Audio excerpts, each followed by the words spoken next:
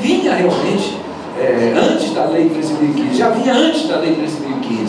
Só que faltava exatamente esse, quase eu diria assim, esse cunho sancionatório, esse cunho sancionatório ao descumprimento da uniformização. Qual é esse cunho sancionatório que existe hoje em dia? É que o TST manda voltar, né? Se tem divergência de julgado, ele manda voltar e não vai para lá enquanto permanecer aquela divergência de uniformização.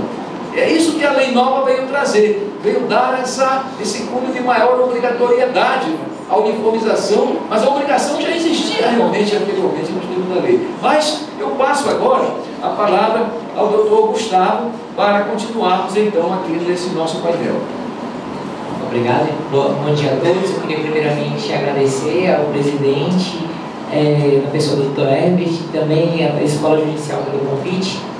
E a gente tem que realmente começar uma sistemática nova, como colocou a Lei 13.015, com um pensamento novo. Não adianta uma postura nova com a nossa cabeça mantendo o nosso foco no modelo anterior. Então, me chamou muita atenção quando o ministro disse que a lei veio buscar uma forma de resolver a causa dos recursos. Nós temos realmente uma grande quantidade de recursos. Eu lembro que logo eu conversei com o Otávio a quantidade de recursos aqui todas as minhas decisões. E eu fiquei muito assustado, porque eu venho de 2 regionais como servidor, era assistente de juiz e nunca via tantos recursos, eu achava isso. E durante a experiência aqui, eu fui percebendo essa loteria, como a Claudine estava colocando, a sala de audiência que a gente vai vendo sempre. Não, tem posicionamento de um lado, de outro eu vou arriscar. Né? E a gente vai brincando, muitas vezes, as partes, os advogados vão brincando com a sorte. A gente se sente um pouco desse instrumento, né? Dessa brincadeira para levar a sorte até onde vai dar. E isso, lamentavelmente, não pode acontecer, porque, acima de tudo, nós temos uma justiça que nós lidamos com vulneráveis. Então, a celeridade se impõe desde já. Daí a importância de ver a Lei 13.015 como um mecanismo de fortalecimento das instâncias ordinárias. A nós que lidamos com os fatos, a gente sim deve buscar um precedente bem justificado que nos mostre que realmente qual o caminho que andamos. E aí a gente vai ter sim uma jurisprudência mais estável e coerente, que é o objetivo maior da lei. Né? E com isso, realmente, a gente vai consagrando a segurança jurídica e a razoável duração do processo, que não tenha dúvida se torna muito mais eficiente. Precisamos de partir para uma jurisprudência firme, autêntica, coerente, que seja compatível com cada caso concreto. Analisando o precedente, seguimos elementos fáticos, acima de tudo. Não podemos, estamos aqui sobretudo por conta dos fatos. São os fatos que nos interessam, né, no momento da instrução. Tantas vezes é fácil a gente ver o direito, a gente se perde em análises que são jurídicas e tantas vezes esquece dos fatos, e esses fatos podem e devem nos nortear na formação seja de súmula ou seja também do entendimento, uma tese jurídica prevalecente. Futuramente, porque o direito vem dos fatos, nós não podemos deixar de ver isso. Onde a sociedade é direito, isso é um propaganda muito antigo. Então, temos que analisar essa lei com essa necessidade de uniformização como algo muito positivo, algo que vai constituir uma independência muito maior no judiciário, um fortalecimento da nossa instância ordinária. Eu lembro uma frase do constitucionalista italiano, Gustavo Zagrebelsky, ele tem um texto que somos juízes, julgamos e somos julgados. Meus amigos, compete aqui, nesta altura, né? Acho que isso aí é o óbvio, né? O óbvio ululante, né? O Sérgio Porto, né? O Stanislav Pereira, o óbvio ululante, né? Da riqueza que foi este painel aqui, né?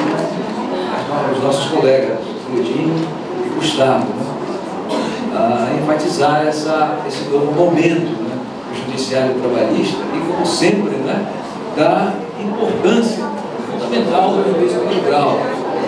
Lembrava aí, Gustavo, há pouco, tem adágio já dos fatos nasce o direito, né? Como romanista, como eu diria, ex facto nasce glorious, né? Então, é isso. E o poder instrutório é de vocês, do juiz do tribunal, né? Vocês que trazem justamente para a instância revisora, né, esse poder de construir, no caso aqui da 2015, a súmula, o direito dos precedentes, mas com base fundamentalmente naquilo que vocês apuraram, que vocês interpretaram lá no juízo instrutório que vocês exercem. Em suma, eu acho que aí a gente pode resumir realmente a importância do primeiro grau, do segundo grau, solidariamente na vivência desse novo momento do processo judicial trabalhista, judiciário trabalhista, com a Lei 13.015, simplesmente numa prévia do que também virá com o novo Código de Processo Civil na sua aplicação subsidiária. Vem, sei aí daquele interessante artigo do nosso Ney Maranhão, sobre na LTR, há pouco tempo, com um colega dele. Eu me passei para aquele artigo, eu respondei até que aquele fez um texto aí de sala de aula, e um tempo, não aí que às vezes eu vou para lá, não consigo graduação. Pois é, mas em suma, colegas, então já dado o adiantado da hora, eu só tenho que externar, por fim, a minha satisfação e orgulho realmente de ter compartilhado com todos vocês desse painel. Então, obrigado a todos, um bom gosto.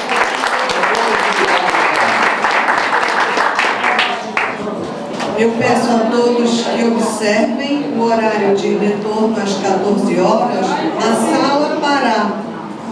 Aquela sala passando o auditório central, onde teremos a palestra do desembargador Alexandre Teixeira de Freitas, do Tribunal Regional do Trabalho da Primeira Região, às 14 horas. Convido Sua Excelência, o desembargador juiz Océlio, vice-diretor da escola, a fazer a entrega dos certificados aos palestrantes.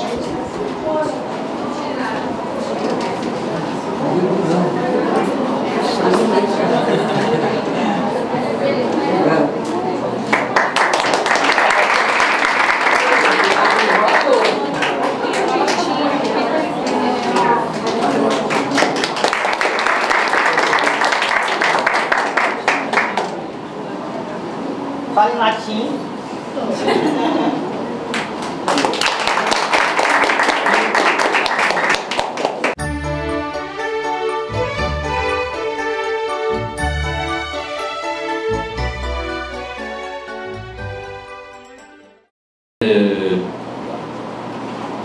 Eu não sou, digamos assim... Eu estou curioso com essa expressão juiz de boteco.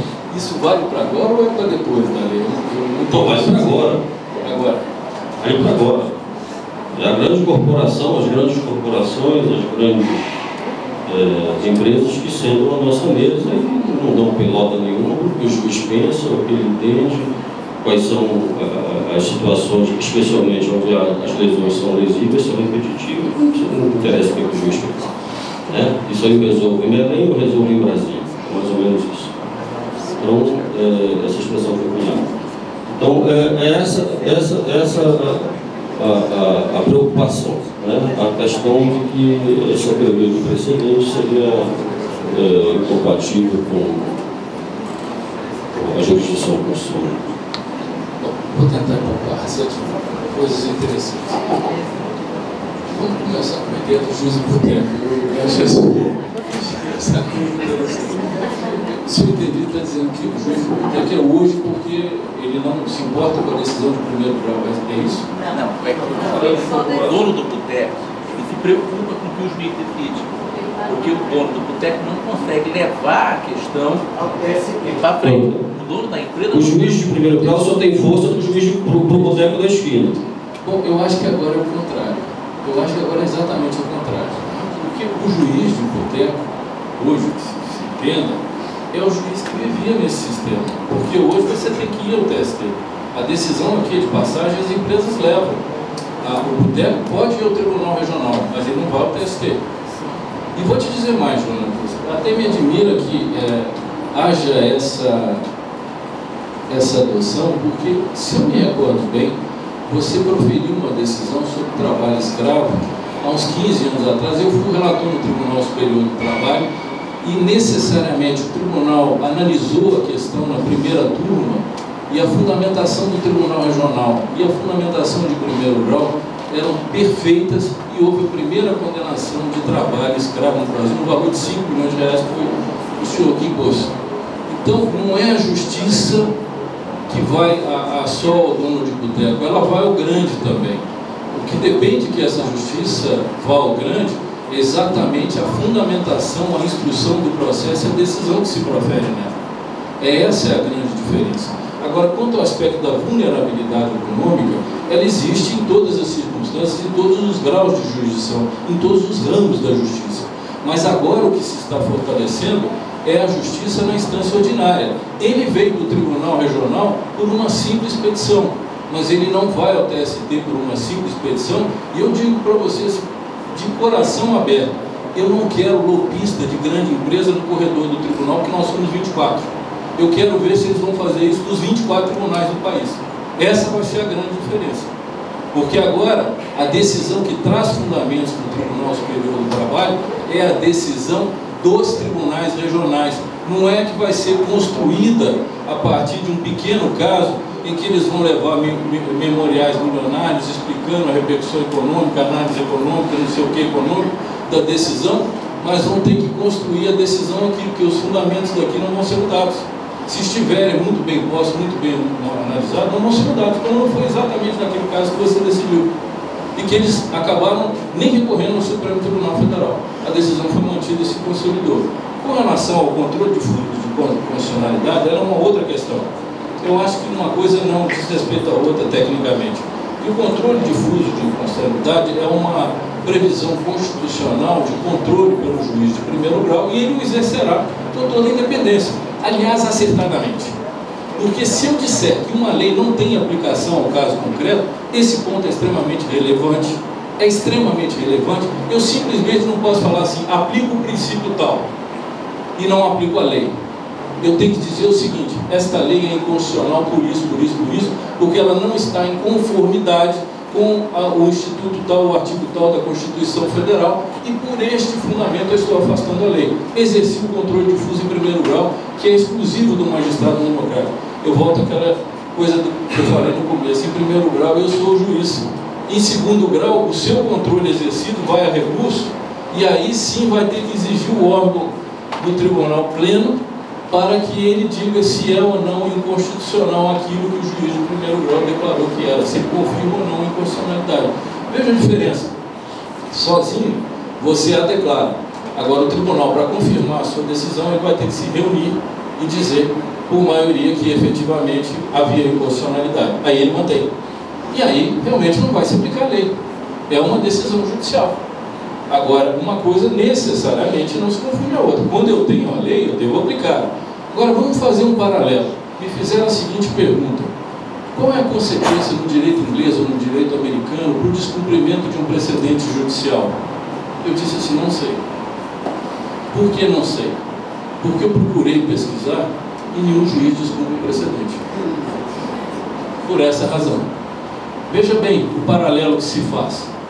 O juiz do civil law está para a lei, como o juiz do common law está para o precedente. Se eu estiver no regime de common law, sem vinculação ao precedente, é o pior dos mundos, porque eu estou absolutamente no limbo, eu estou no nada, eu faço o que eu quero.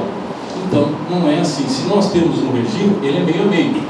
Se eu tenho um regime civil law implicado numa instância recursal no common law, obviamente, em nenhum dos dois eu vou me afastar da lei. Agora, se eu quiser, por meu entendimento, me afastar da lei, eu declaro a inconstitucionalidade da lei, fundamento em razão do dispositivo constitucional que gera desconformidade, e obviamente isso vai ser analisado pelo tribunal na instância subsequente. Se confirmada, o direito que vai ser aplicado será aquele provavelmente do princípio subsequente a que se referiu a decisão para gerar a inconstitucionalidade do dispositivo específico. parece bem claro nessas duas questões. Paulo. Ministro, bom dia. Parabéns pela sua fala. Nós somos pessoas privilegiadas de poder viver esse momento em 2015, o momento do dia do Estado moderno. O grande problema da construção racionalista, ou do racionalismo, que é o ismo, né? a sensação de significância que nós temos hoje. E o senhor terminou a sua fala falando de arte. A doutora Pastora fez uma fala excepcional para nós anteontem, começando com a arte. Mas ela também falou de geografia, de matemática, de física. Nós temos aqui do senso comum a expressão juiz de boteco. Então, nós precisamos... o problema do racionalismo vivia uma base que se dizia ignorante. Nós estamos experimentando a posteriori da justiça com uma base altamente inteligente, que são os juízes de primeiro grau. E a gente tem que mostrar que esse processo dá certo com uma base inteligente. Porque a gente dizia que o processo do racionalismo não está certo porque o povão não tem o conhecimento necessário. Então nós temos que mostrar que esse conhecimento a priori e a posteriori é possível. E eu trago aqui, dentro do sentido transdisciplinar, que a gente tem que ter o sentido do trino para a unidade, e não do sentido do uno para a unidade. Então, se ficar a priori racional, a posteriori racional, é o uno para a unidade. Do trino, nós temos que aprender a viver com a democracia, enfim, são três, temos que aprender a viver com a diferença. Nesse sentido, a escola é fundamental. Nesse processo de justiça moderna, nós temos um regulamento da Escola Nacional que nós somos transdisciplinares.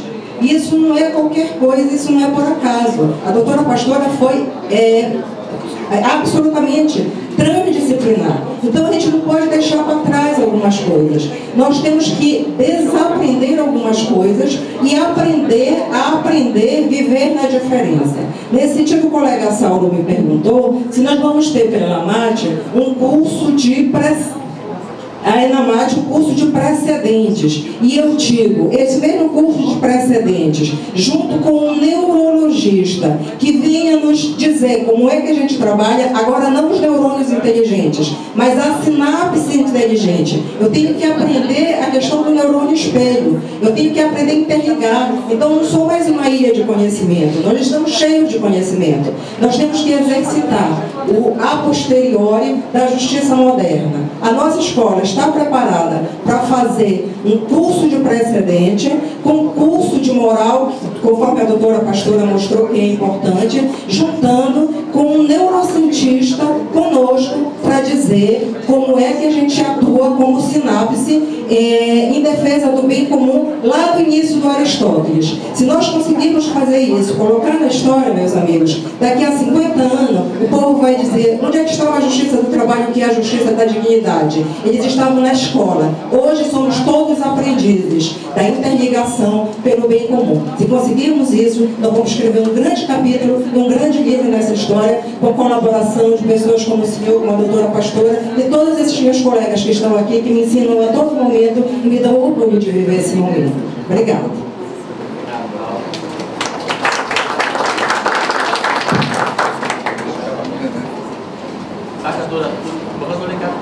Não, já tem precedência. Conferência 7, então, desembargador. Então, desembargadora Túlio, também.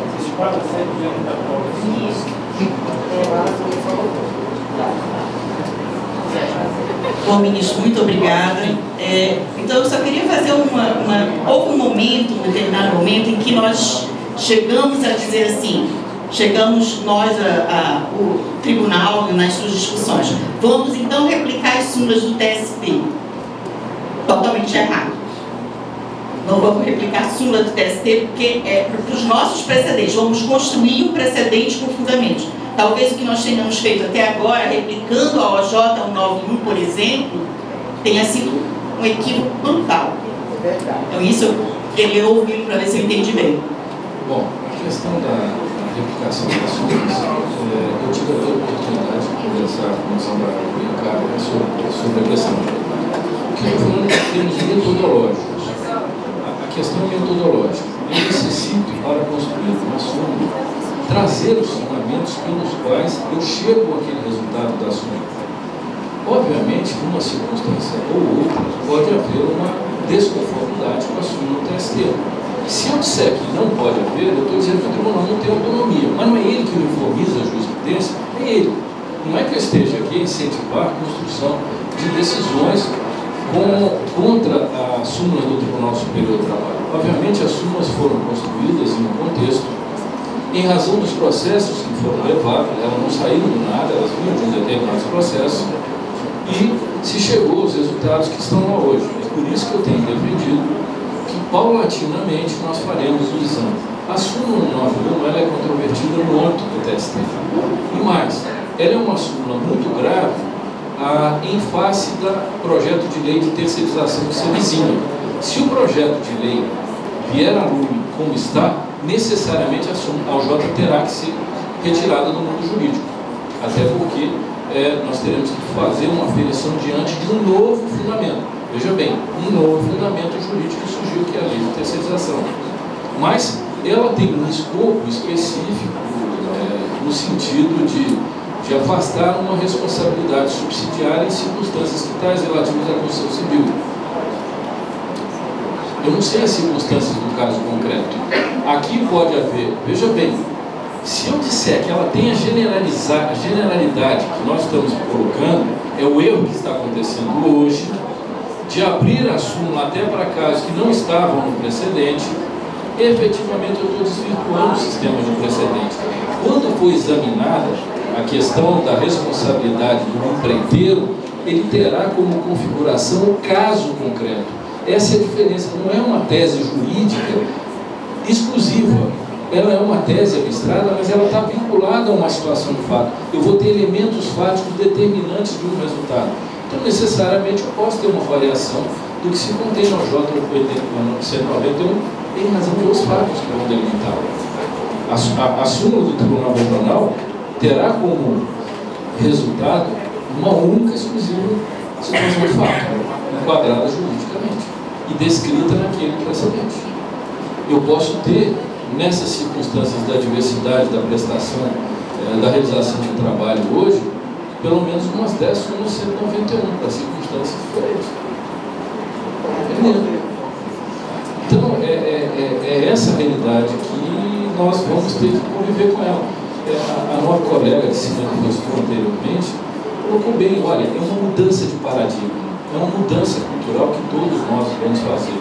Como eu me referi aqui, eu falei, olha, eu no tribunal, eu estou num determinado momento, eu emiti minha posição pessoal, que o tribunal vai ter que deliberar. Agora, o tribunal vai ter que mudar também. O TST vai ter que mudar também. Se o TST, porventura, disser que ele simplesmente adota as súmulas como as súmulas, além de persuasivas, eu acho que vai ser um grande equívoco. Eu acho que vai ser um grande equívoco. Mas nós vamos ter que trabalhar passo a passo. Nós estamos fazendo isso hoje no meu universo. A 7ª turma, em que trabalho com o ministro Cláudio e com o ministro Douglas, 2 colegas extraordinários, juízes de carreira, dedicados, ambos ali, com todos os processos na ponta da língua. Nós temos uma brincadeira, aspas para essa brincadeira, de que a decisão não é uma decisão dele, do Douglas ou minha, é uma decisão da turma. Então nós somos conhecidos que nós ficamos debatemos, continuamos à tarde debatendo, aí chegando num dado momento, falou, bom, essa é a fundamentação que nós entendemos mesmo. Eu não consigo mais responder ao seu argumento. Se eu não consigo mais responder ao seu argumento, esse argumento passa a ser prevalecente. E ele passa a incorporar a decisão. Tanto que nós não temos nenhuma dificuldade nisso. Olha, na matéria relativa a isso ou aquilo, cito o precedente da lavra do ministro Douglas, votada no dia tal, com estes fundamentos. Pode parecer que por isso não é, mas é porque o fundamento é único. Né? Então, essa é a minha... Penso que não sei se atendi, mas seria a resposta. Acho que o desembargador também pediu o nosso horário realmente já está bem avançado. Né? Ministro José, doutor Tadeu Faustino, antes de você falar, Tudo bom, dona Carla, você também está me pedindo para falar potência. Ah, pois não. Pagador, cadê? Por favor. Eu serei breve. Ministro, como Vossa Excelência falou aí, referindo a essa função gestora, né, que aqui, por força regimental, é a vice-presidência que exerce. E eu sinteticamente disse que realmente tem sido um desafio dos maiores na nossa atividade de magistrado, entendendo para o final. Mas, então, ministro, essa função de gestor, em lugar do Dr. Sérgio bem sabe disso, uma das tarefas árduas tem sido a gente reestruturar o quadro da vice-presidência do tribunal, exatamente, sobretudo, né, nesse contexto da atual lei. E não tem sido realmente fácil essa luta. E até justamente esse aprendizado conjunto que nós temos feito com os colegas. Eu me refiro aqui, por exemplo, ao que a doutora Suzy falou aí sobre o J191. Talvez o nosso equívoco inicial era, realmente, eu cheguei a compartilhar desse equívoco, que nós tínhamos que seguir as súmulas ou as OJ-ST, e se replicássemos até seria melhor. Ultimamente já não. Ante realmente resistências tremendas que a gente tem enfrentado, que a gente sente nos julgados, por exemplo, o J191 é uma. Né? Eu diria que, na verdade, a resistência não é nem propriamente enfática, ministro, é de direito.